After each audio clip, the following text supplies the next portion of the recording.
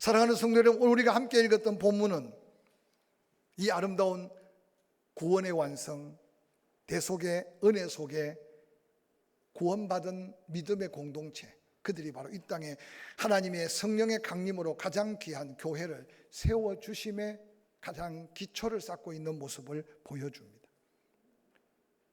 120명이 모여 기도하다가 그들이 임재한 성령으로 인해 세워진 예루살렘 교회, 그들이 처음부터 교회가 세워져 가는 그 모습을 통해 오늘 교회된 우리가 우리의 영적 모습을 다시 한번 점검해 가면서 나의 개인 신앙뿐만 아니라 우리의 공동체가 예수 그리스도가 모퉁이돌이 되고 우리 모두가 한 장 한 장 백돌같이 이어져서 하나님이 기뻐하시는 우리를 통해 이루기를 원하는 아름다운 교회를 이루면서 초대교회의 놀라운 부흥, 초대교회의 놀라운 하나님의 영광을 재현하는 저와 여러분이 될 수 있기를 주의 이름으로 간절히 축원합니다. 먼저 이 같은 구원의 은혜를 받고 모여든 교회 공동체, 그들은 이전에 모여있던 모습과는 달랐습니다. 부활하신 예수 그리스도께서 말씀하신 그 말씀대로 그들은 예루살렘을 떠나지 않았습니다. 그들은 함께 모였습니다. 즉 예수님의 말씀에 순종하는 모습으로 모여있는 120여 명의 무리에 한번 관심을 가져보시기를 바랍니다. 사도행전 1장 4절, 너희는 예루살렘을 떠나지 말아라. 내가 내게 말한 것 그것 아버지께서 너희에게 주실 약속인데 그 약속을 받기까지 예루살렘을 떠나지 말고 기다리라는 이 말씀. 이전에는 예수님의 말씀을 들었어도 깨닫지 못했습니다. 예수님의 말씀을 듣고 기적을 보았어도 깨닫지 못하니 감동이 없었습니다. 그런 여전히 자기들의 생각 속에, 선입감 속에 예수님을 쫓아다녔습니다. 언제 예루살렘의 왕이 되면 누가 오른편 왼편, 그들은 육신적이고 인간적이고 세상적인 메시아관에 여전히 사로잡혀 있었습니다. 그런데 부활하신 예수 그리스도를 만나고 예수 그리스도의 성천을 목격한 그들은 이전의 모습이 아니었습니다. 이전에 들었던 기적들, 보았던 기적들, 들었던 말씀들도 생각났지만 40여일 부활하신 예수님이 함께 하셔서 말씀하신 말씀들은 잊혀지지가 않는 겁니다. 말씀이 믿음이 된 거죠. 할렐루야. 떠나지 말아라, 그리고 기다리라 하신 그 말씀대로 그들은 모여들기 시작했고 그들은 예루살렘에 함께 했다는 사실입니다. 여러분, 환경이 바뀌어진 게 아니었습니다. 강팍한 종교 지도자들, 예수님을 십자가에 못 박으라고 외쳤던 수많은 유대인들, 예루살렘의 거민들은 그대로 있었습니다. 로마 약한 군병들도 그곳에 여전히 함께 있었습니다. 그런데 놀랍게도 부활하신 예수를 만난 후에 그들은 이전의 모습이 아니었던 그 모습이 이 땅에 처음 예루살렘 교회 기초석같이 세워져 가는 믿음의 공동체의 모습이었습니다. 오늘 이 아침에 예배하는 여러분의 영적 모습, 여러분의 삶의 모습, 여러분의 교회된 아름다운 공동체 속의 나의 모습을 한번 돌아보는 기회가 되었으면 좋겠습니다. 예수 그리스도께서 약속한 것 구체적으로 그 내용이 뭔지 몰랐지만 부활하신 예수 그리스도께서 말씀하신 간곡한 부탁을 그들은 믿고 모여서 기다렸습니다. 그냥 기다린 게 아닙니다. 약속을 기다리며 성경은 말합니다. 오로지 기도에 힘썼다고 기록합니다. 그들의 이제는 기도했다는 모습을 찾아보기 어렵습니다. 깨어놓으면 또 졸고 깨어놓으면 또 자고.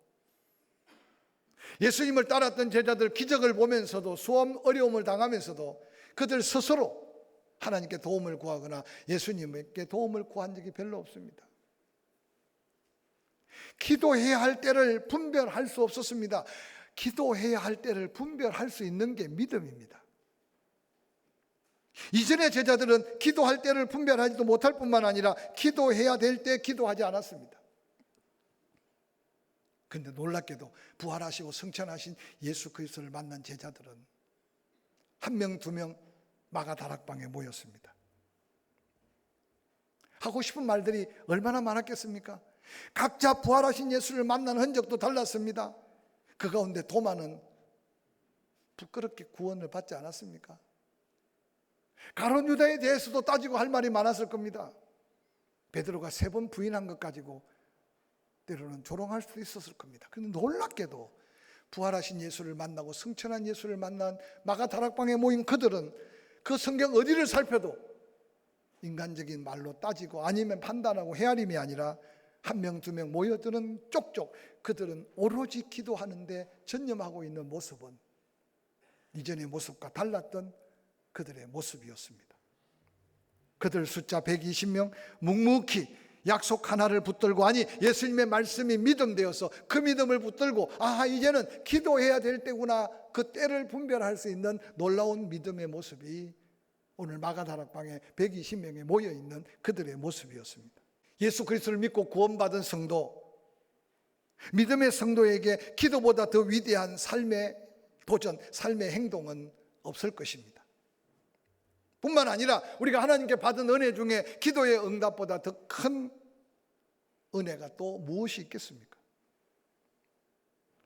믿고 구원받은 성도가 할 수 있는 최선의 믿음은 기도라는 사실을 다시 한번 기억하고 기도할 때를 놓치지 않기를 주의 이름으로 간절히 축원합니다.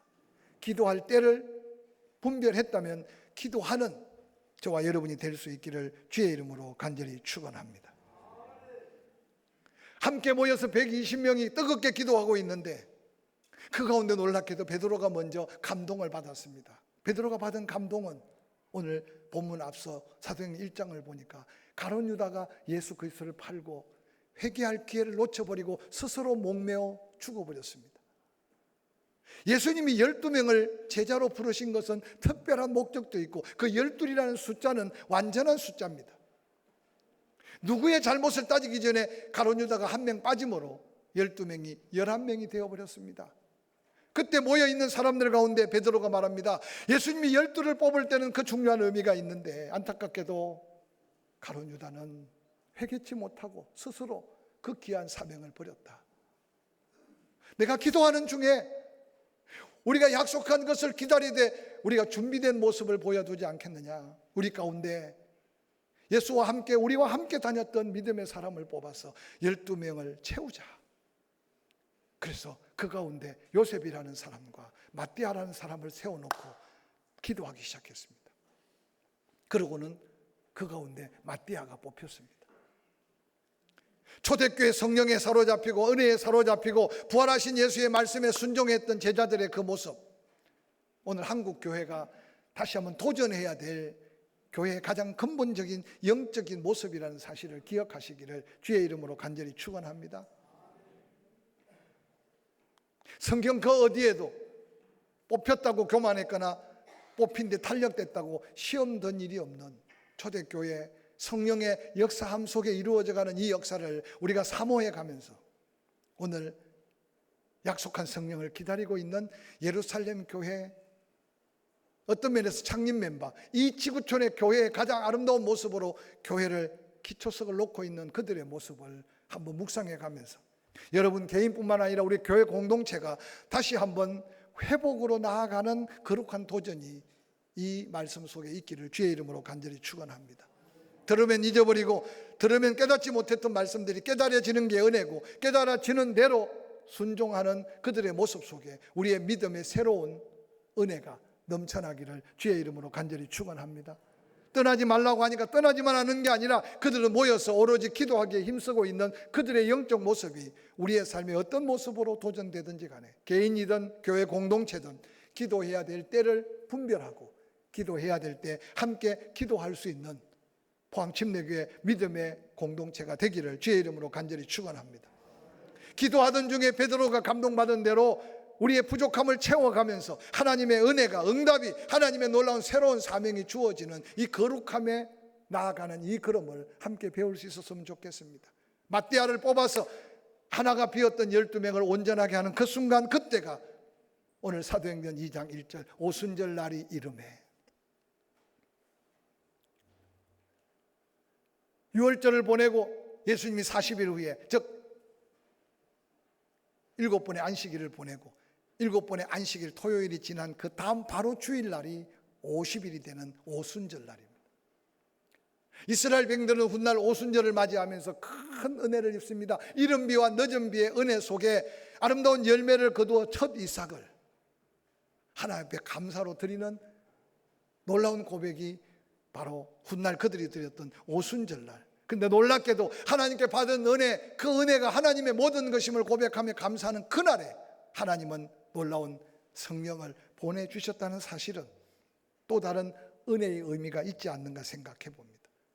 우리의 삶 속에 예수 그리스도를 믿어 구원받은 성도에게 임한 성령은 우리의 모든 것이 되며 모든 것을 되게 하는 하나님의 능력이라는 사실을 믿을진데, 이보다 더 큰 은혜가 어디 있으며 이보다 더 큰 능력이 어디 있겠습니까? 그런데 안타깝게도 우리가 이 세상을 살아가면서 구원받음의 은혜가 얼마나 소중한지를 어느 날 놓치고 사는 때가 너무 많습니다. 그 구원받은 자에게 주신 성령의 선물이 얼마나 놀라운 선물이며 얼마나 큰 능력인가를 깨닫지 못하고 세상에 자꾸 빠져들어가는 그리스도인들이 얼마나 많은지 모릅니다. 사랑하는 성도 여러분, 오늘 오순절 날이 이르러서 임한 성령의 역사가 내게 이미 성령의 선물로, 성령의 침례로 내 안에 있는 성령임을 다시 확정해 가면서 어떤 모습으로 구원받고 그 은혜 안에 첫사랑을 경험했던지 간에 그 은혜를 다시 한번 되새겨 보면서 그 은혜 위에 더한 은혜를 사모하는 저와 여러분이 될 수 있기를 주의 이름으로 간절히 축원합니다. 말씀에 순종하고 은혜를 구하며 기도하고 그들의 부족함을 채워서 온전한 공동체를 이룰 준비를 한 그곳에 사도행전 2장 1절은 이렇게 말합니다. 오순절 날이 이미 이름에 그들이 다 같이 한 곳에 모여 있는 곳에 홀연히 하늘로부터 급하고 강한 바람 같은 소리가 있어 그들 앉은 온 집에 가득하며 마치 불의 해처럼 갈라지는 것들이 그들에게 보여 각 사람이 하나씩 임하여 있더니 그들이 다 성령의 충만함을 받고 성령이 말하게 하심을 따라 다른 언어로 말하기를 시작했다. 오순절에 임한 성령은요, 그들에게 놀라운 능력의 약속으로 함께 했습니다. 성령이 너에게 임하면 두나미스, 권능을 받게 될 텐데 그 어떤 것도 제한받거나 제재받지 않는 능력, 그 성령이 임해야 예루살렘, 유다, 사마리아 땅끝까지 복음의 증인이 되고 그 복음이 전해져야 우리 주님 다시 오시고 우리가 소망하는 천국의 영원한 삶을 보장하는 이 엄청난 복음의 역사를 위해 성령을 보내주셨다는 사실입니다. 그 성령은 소리 없이 조용히 오신 것이 아니라 청각적인 사건으로 소리를 들었습니다. 시각적인 현상으로 그들은 눈으로 똑똑히 보았습니다. 급하고 강한 바람 같은 소리가 저희 앉는 온 집에 가득했습니다. 불의 해같이 갈라지는 것 저희에게 보였습니다. 그 성령이 임한 후에 그들은 놀라운 감격과 감동 속에 사로잡혔습니다.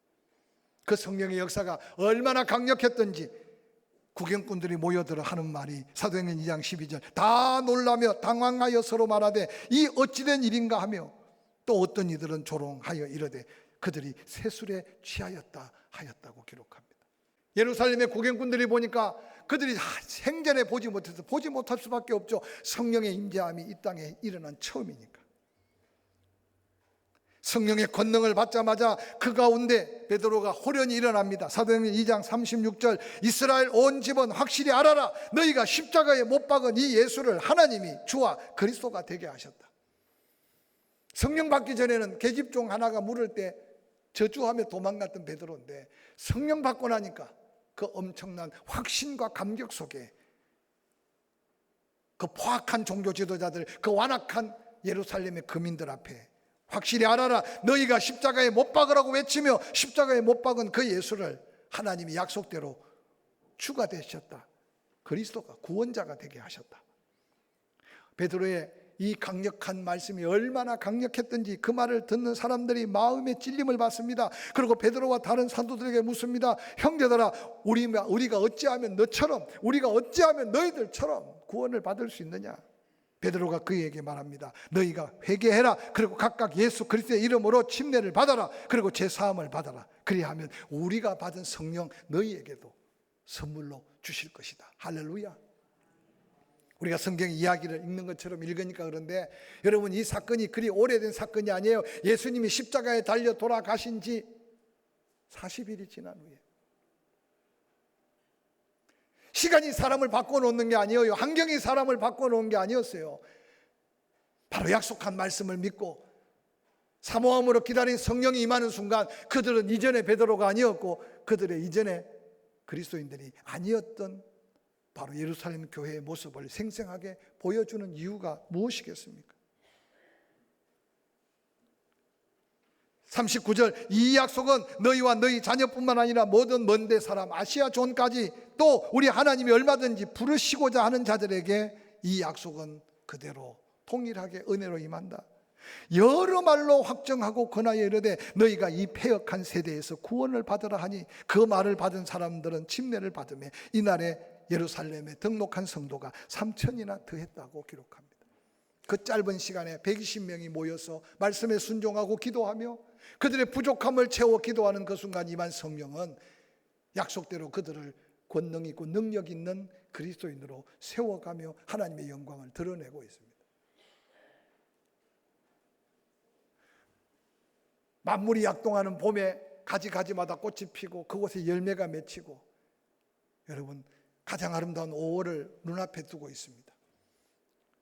오늘 성령 충만하여 외치는 베드로의 이 담대함이 여러분 심령 안에 은혜의 회복으로 인한 믿음이 되기를 주의 이름으로 간절히 축원합니다. 할렐루야. 내 입의 말이 아니고 내 말의 기술이 아니라 성령이 역사하여 감동된 가운데 선포하면 그 어떤 영혼이든지 오늘 본문에 보니까 그 완악한 예루살렘의 거민들 그 말씀 듣고 회개하고 구원을 받는 이 감격이 오늘 우리의 삶의 주변 가정, 우리의 친지들, 이웃들 들어야 될 복음인 것을 기억하면서 우리의 영적인 모습이 회복되는 은혜 안에 한 주간이 되기를 주의 이름으로 간절히 축원합니다.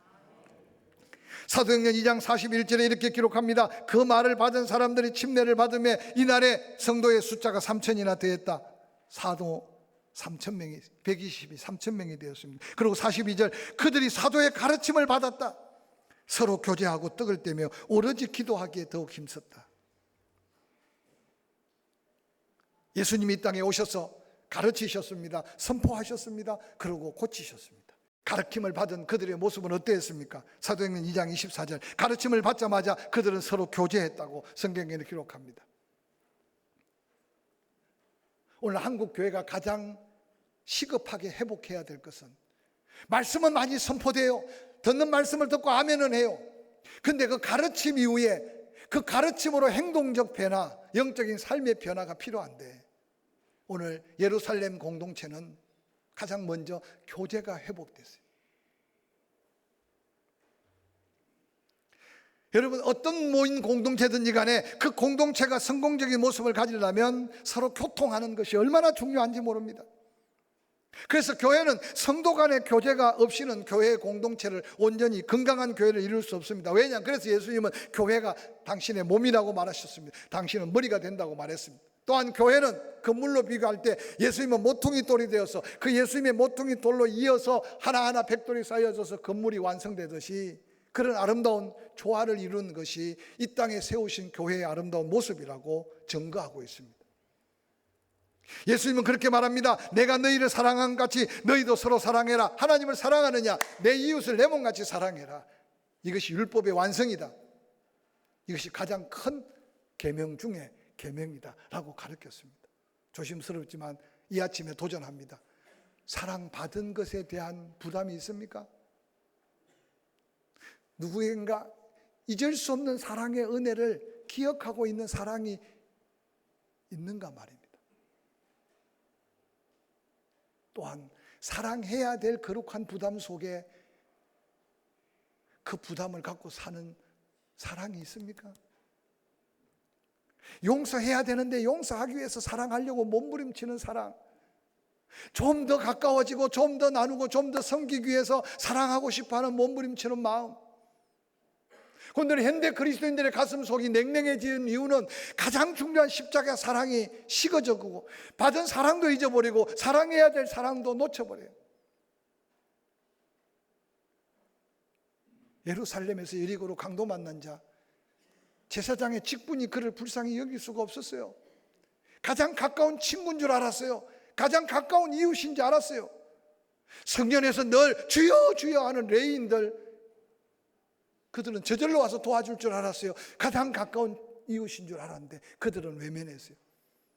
그런데 살면서 늘 저주하고 살면서 늘 가까이 하는 것 자체가 죄로 여겼던 사마리아 사람, 왜 그의 가슴 속에 그를 불쌍히 여기는 마음이 있었을까요?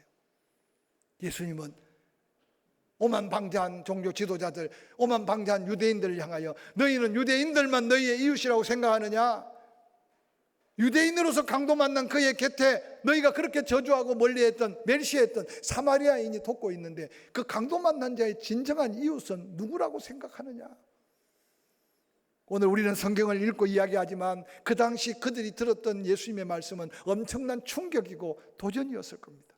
다시 묻습니다. 같은 교회 때마다 만나고 함께 사랑의 교제를 나누는 성도끼리 정말 이웃입니까? 정말 이웃이 되고 있습니까? 좋은 이웃. 함께 아파하고 함께 어려워하고 돕기 위해서 한 번이라도 찾아가 보고 기도할 때 생각나서 마음을 열고 기도하고.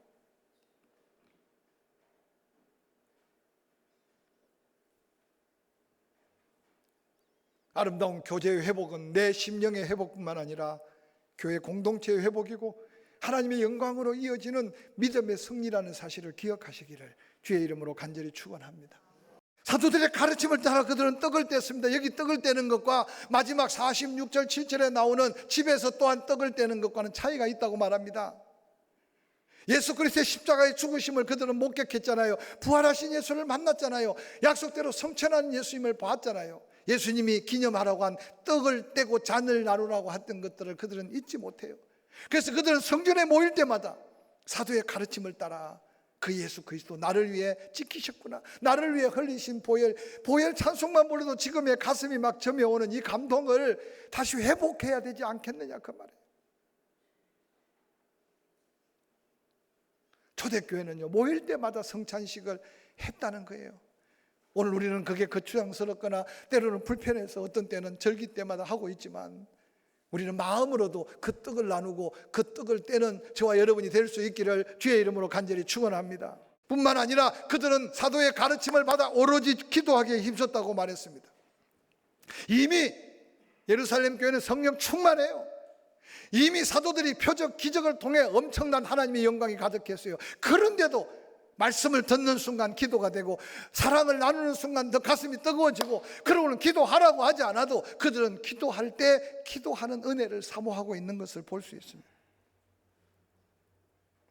이 기도의 놀라운 은혜 회복이 이 제단의 새벽에 어떤 모임이든지 모임 때 여러분의 기도가 그런 강구가 되기를 주의 이름으로 간절히 축원합니다.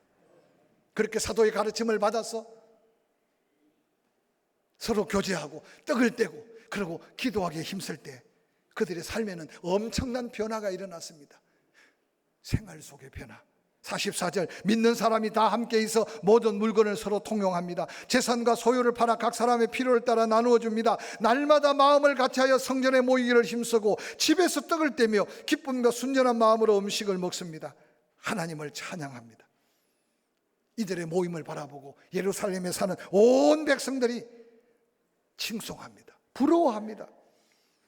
그로 인해서 사도들이 전한 말씀을 통해 영적 권세로 구원받은 자가 하루에 3,000명이 되었다면 이제는 그 성도들이 배운 대로 말씀에 순종하여 행하는 삶의 아름다운 모습을 통해 주변에 수많은 사람들이 날마다 변화되고 구원받는 역사가 일어났던 것이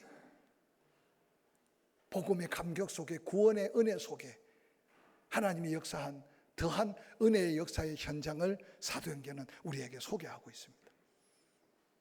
먼저 내가 살아야 누군가를 위해 기도하고 먼저 내가 살아야 누군가에게 복음을 전할 수 있지 않겠습니까?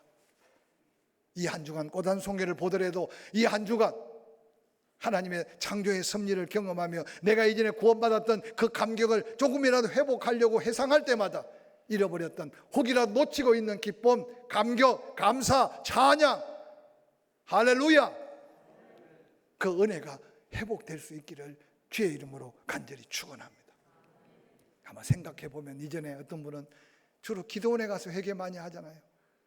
올라갈 때는 힘들게 차가 어디 있었습니까? 근데 구원의 감격 속에 집회 끝나고 성전 밖에 나왔을 때 하늘이 근데 여전한 하늘인데도 다르게 보이고 나무는 여전히 그렇게 있는데도 다르게 보이고 꽃 한 송이가 예뻐 보이고 만나는 사람마다 천사같이 보이고 여러분 구원의 체험은 각각 다르고 그 구원의 놀라운 감격은 다 각각 다르지만 놀라운 게 평생 잊을 수 없는 감격이 반드시 있다는 사실을 기억하고 그 감격을 다시 회복해 가면서 남은 생에 여러분 한 사람 한 사람이 하나님이 기대하는 이 땅의 가장 아름다운 교회를 이루어가네 주의 영광을 더 누리는 저와 여러분이 될 수 있기를 주의 이름으로 간절히 축원합니다. 가슴에 손을 얹고 한번 기도할까요?